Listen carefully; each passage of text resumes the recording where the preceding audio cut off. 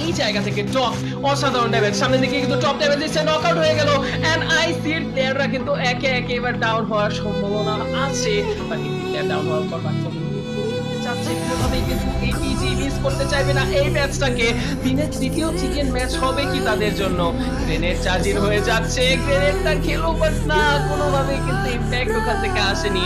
আর last মুহূর্তে কিন্তু চলে এসেছি আমরা সুপ্রিয় দর্শক, আর এই জায়গা থেকে কিন্তু তিনটি দল কেউই কিন্তু চিকেনের জন্য নিজেকে হাতছাড়া করতে চাচ্ছে না।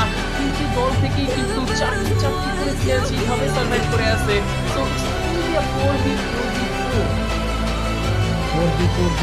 চিকেন ডিনার যে কোনো টিমের হাতে চলে আসতে পারে। অ্যাডভান্টেজে রয়েছে এখন পর্যন্ত ইনার সার্কেল পজিশনের দিক থেকে রয়েছে অনেকটাই এগিয়ে। T24 করে দিল ডককে নক ডাউন, T24 কে আবার রিটেলিয়েশন ফায়ারে নক করলো, বাট করেছে দামে। মুহূর্তে ফালাকের কাছে থেকে ফায়ার যাবে, বিশাল একটা মোমেন্টাম।